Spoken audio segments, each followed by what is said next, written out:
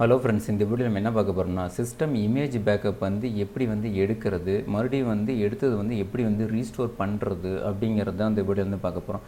அப்படின்னா என்னென்னா, உங்களோட சி ட்ரைவ் வந்து பேக்கப் எடுத்து ஒரு இடத்துல வச்சுட்டு மறுபடியும் வந்து எப்படி வந்து ரீஸ்டோர் பண்ணுறது அப்படிங்கிறத இந்த வீடியோ வந்து பார்க்க போகிறோம். ஓகே, இப்போ வந்து சிம்பிளாக சொல்லணும்னா, இப்போ உங்கள்கிட்ட வந்து ஒரு டெஸ்க்டாப் கம்ப்யூட்டர் இருக்குன்னு வச்சுக்கோங்க. அதில் வந்துட்டு ஒரு 320 ஜிபி வந்து ஹார்ட் டிஸ்க் வச்சுருக்கீங்க. பட் உங்கள்கிட்ட வந்து 1 டிபி இல்லாட்டி 2 டிபி 500 ஜிபி எந்த ஹார்ட் டிஸ்க் வேணால் இருக்கலாம். அதில் வந்துட்டு நீங்கள் வந்து ஒரு 3 பார்ட்டிஷன் வந்து நீங்கள் பண்ணியிருக்கீங்க. அதில் வந்து பார்த்தீங்கன்னா C drive, D drive and E drive.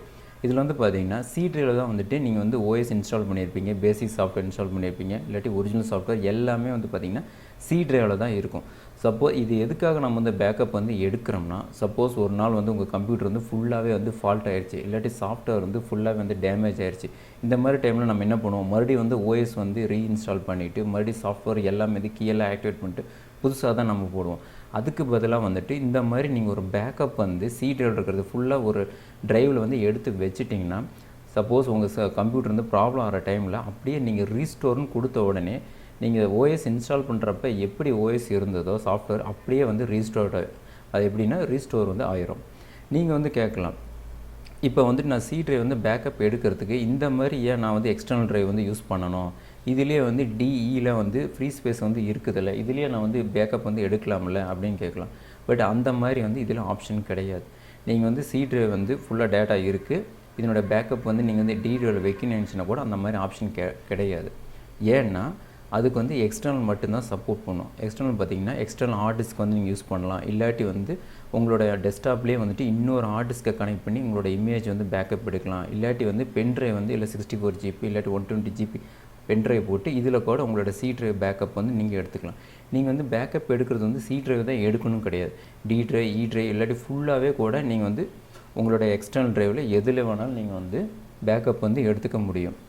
Okay, இப்போ வந்து இது எப்படி பண்ணுறது அப்படிங்கிறத இப்போ பார்க்கலாம். ஃபஸ்ட்டு என்ன பண்ணணும்னா, உங்கள் திஸ் கம்ப்யூட்டரை இந்த மாதிரி ஓப்பன் பண்ணிக்கோங்க. இதில் வந்து பார்த்தீங்கன்னா நிறைய பார்ட்டிஷன் வந்து நீங்கள் வந்து ஓப்பன் பண்ணுறப்ப இருக்கும். சப்போஸ் வந்து உங்கள் டெஸ்க்டாப்பில் வந்துட்டு ஒரு ஹார்ட் டிஸ்கில் வந்து எத்தனை பார்ட்டிஷன் பண்ணியிருக்காங்க, ரெண்டாவது ஹார்ட் டிஸ்கில் வந்து எத்தனை பார்ட்டிஷன் பண்ணியிருக்காங்க, அதில் எதில் வந்து பேக்கப் எடுக்கணுங்கிறது ஒரு சின்ன கன்ஃபியூஷன் வந்து உங்களுக்கு வரும். அதை வந்து எப்படி செக் பண்ணுறதுன்னா, உங்கள் திஸ் கம்ப்யூட்டர் ரைட் கிளிக் பண்ணிட்டு மேனேஜை வந்து இப்படி செலக்ட் பண்ணுங்கள். இதில் வந்துட்டு இந்த டிஸ்க் மேனேஜ்மெண்ட் இருக்குல்ல, இதை வந்து இப்படி செலக்ட் பண்ணுங்கள். இதில் பார்த்தீங்கன்னா எந்த ஹார்ட் டிஸ்கில் எத்தனை பார்ட்டிஷன் வந்து பண்ணியிருக்காங்க அப்படிங்கிறது உங்களுக்கு கிளியராக தெரியும். இப்போ வந்து பார்த்தீங்கன்னா ஃபஸ்ட்டு 2 இருக்குல்ல, சி அண்ட் டி, இது பார்த்தீங்கன்னா 320 ஜிபி இருக்கிற ஹார்ட் டிஸ்க் அண்ட் சி. இதில் வந்து பார்த்தீங்கன்னா 320 ஜிபி இருக்கிற ஒரு ஹார்ட் டிஸ்கில் 2 பார்ட்டிஷன் மட்டும்தான் பண்ணியிருக்கு. இது வந்து இ ட்ரைவ், அதாவது கீழே இருக்கிறது, இது வந்து 500 ஜிபி. இப்போ என்ன பண்ணோம்னா சி ட்ரைவில் இருக்கிற ஃபுல் இமேஜ் இது அப்படியே பேக்கப் எடுத்து இங்கே வந்து நம்ம வைக்க போகிறோம். ஓகே, இப்போ எப்படி பண்ணுறது அப்படிங்கிறத இப்போ பார்க்கலாம். ஓகே, இப்போ இதை நான் க்ளோஸ் பண்ணிவிட்டு இதை நான் ஓரமாக வச்சிட்றேன். இப்போ உங்கள் சர்ச்சில் போய்ட்டு கண்ட்ரோல் பேனல் அப்படின்னு டைப் பண்ணுங்கள். இங்கே இருக்கா,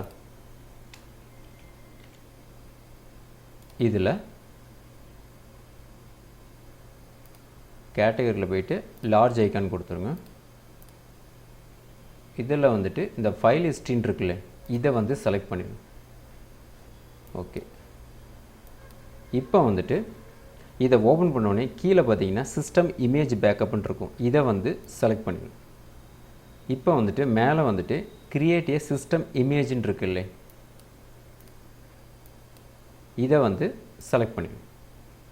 இப்போ இதை நீங்கள் கிளிக் பண்ண உடனே நீங்கள் வந்து உங்களோட ஹார்ட் டிஸ்க் உங்கள் சிஸ்டத்தில் இருக்கிற ஹார்ட் டிஸ்க்கோ இல்லாட்டி எக்ஸ்டர்னல் ஹார்ட் டிஸ்க்கோ எதில் வந்து பேக்கப் எடுக்கணும் அப்படிங்கிறது இதுலேயே வந்து உங்களுக்கு வந்து காட்டிடும்.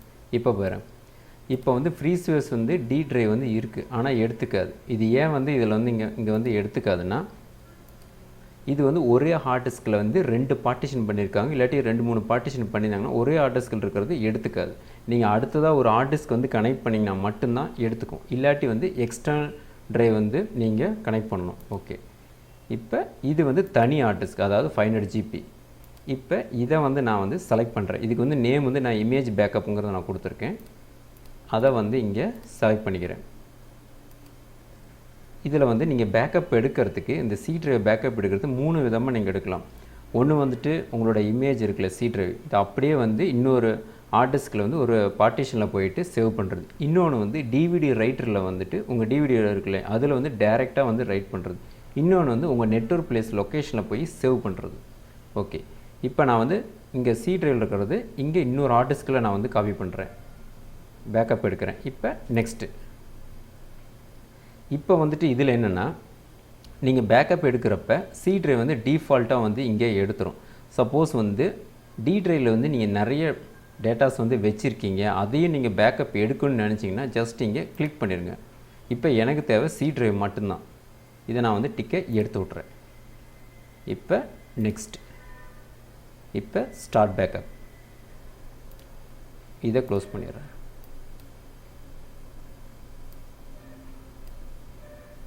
இப்போ பேக்கப் வந்து ஓடிட்டுருக்கு.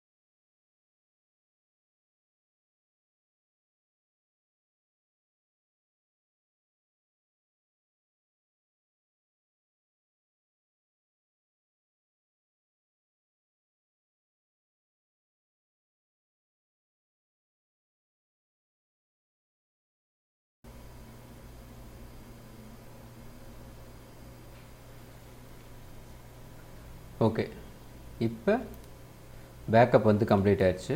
இதுக்கு நோ கொடுத்துருங்க. இப்போ பார்த்தீங்கன்னா இந்த சி ட்ரைவ் வந்து ஃபுல்லாக வந்து இந்த இமேஜ் பேக்கப் பண்ணி இந்த 500 GB இருக்குல்லே இங்கே வந்துட்டு பேக்கப் ஆயிடுச்சு. பட் உங்களுக்கு தெரியாது, பட் உள்ளே பார்த்தீங்கன்னா தெரியும்.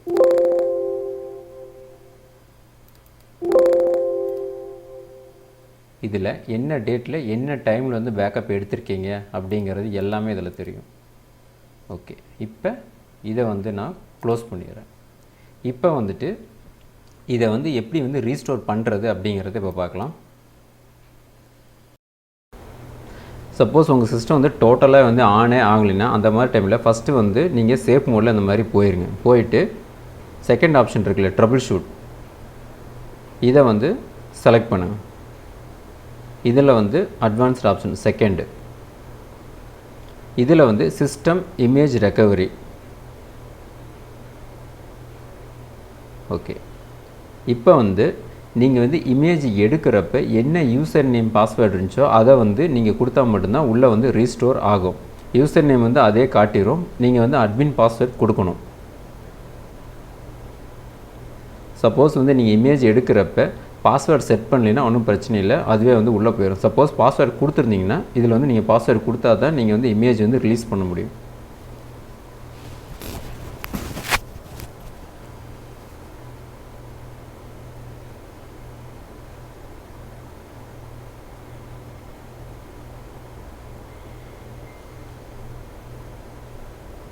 ஓகே, நான் வந்து சி ட்ரைவ் பேக்கப் எடுக்கிறப்ப அந்த சிஸ்டத்தோட யூசர் நேம் வந்து அட்மின். இப்போ அதனுடைய பாஸ்வேர்டு வந்து நான் கொடுக்குறேன். இப்போ வந்து ஸ்கேன் பண்ணணும். இமேஜ் வந்து உங்களுடைய எக்ஸ்டர்னல் ட்ரைவ்லையோ இல்லாட்டி ஹார்ட் டிஸ்க்லையோ எங்கே இருக்குங்க சர்ச் பண்ணி அதுவே வந்து இங்கே ஃபஸ்ட்டு எடுத்து காட்டிடும். ஓகே, இப்போ வந்துட்டு நீங்கள் லாஸ்ட்டாக எடுத்த இமேஜ் வந்து இதில் காட்டிடும். பாரு, இந்த க்ரீன் கலர் தான் 500 GB. இதில் தான் வந்து பேக்கப் இருக்குது. இது வந்து source 320 GB hard disk. Okay, இப்போ வந்து நெக்ஸ்ட்டு கொடுத்துருங்க.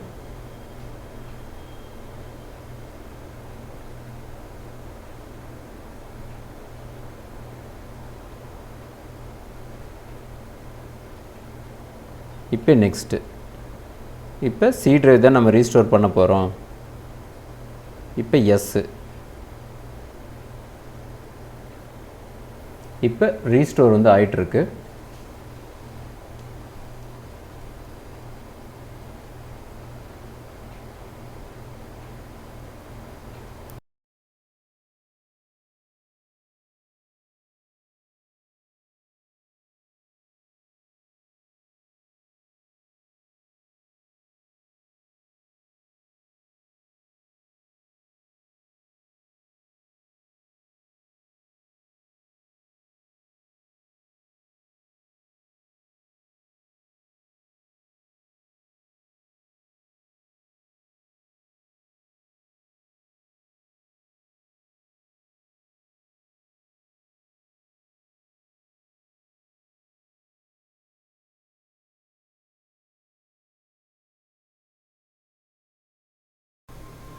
இப்போ ரீஸ்டோர் வந்து ஆகிட்டுருக்கு. இப்போ லாஸ்ட்டாக வந்து ஒரே ஒரு டைம் ரீஸ்டார்ட் மட்டும்தான் கேட்கும். ரீஸ்டார்ட் கொடுத்துட்டிங்கன்னா ஆட்டோமேட்டிக்காக நீங்கள் வந்து பேக்கப் எடுத்தப்போ என்ன ஓஎஸ் பேக்கப் சாஃப்ட்வேர்லாம் இருந்துச்சோ அப்படியே வந்து உங்களுக்கு வந்து ரீஸ்டோர் வந்து ஆயிரும். இதில் ஒரு டவுட் வந்து உங்களுக்கு வரலாம். இப்போ வந்து நீங்கள் 1 மந்த்துக்கு முன்னாலே இந்த மாதிரி ஒரு பேக்கப் வந்து எடுத்து வச்சுட்டீங்க. சப்போஸ் நேத்திக்கு வந்து உங்கள் ஓஎஸ் வந்து கரெக்ட் ஆகிடுச்சுன்னா நேத்தித்த டேட்டு வருமானு கேட்கலாம். அந்த மாதிரி வராது. நீங்கள் 1 மாதத்துக்கு முன்னால் உங்கள் ஓஎஸ் நீங்கள் என்னென்ன சாஃப்ட்வேர் வச்சுருந்தீங்களோ அது மட்டும்தான் வரும். 1 மாதத்துக்கு அப்புறமா இருக்கிற டேட்டா பேஸ் எதுவுமே உங்களுக்கு வராது. அதை மட்டும் மைண்டில் வச்சுக்கோங்க. ஓகே, இப்போ வந்து 1 டைம் வந்து ரீஸ்டார்ட் மட்டும் கேட்கும். இது நீங்கள் ப்ராக்டிஸ் பண்ணுறதுக்கு நீங்கள் ஒரு டம்மி கம்ப்யூட்டர் வந்து ஒரு 2-3 டைம் வந்து நீங்கள் ப்ராக்டிஸ் பண்ணிவிட்டு அதுக்கப்புறமா நீங்கள் வந்து மெயின் சிஸ்டத்தில் வந்து கை வைங்க. ஓகே, இப்போ வந்து சிஸ்டம் வந்து ஸ்டார்ட் ஆகிட்டுருக்கு.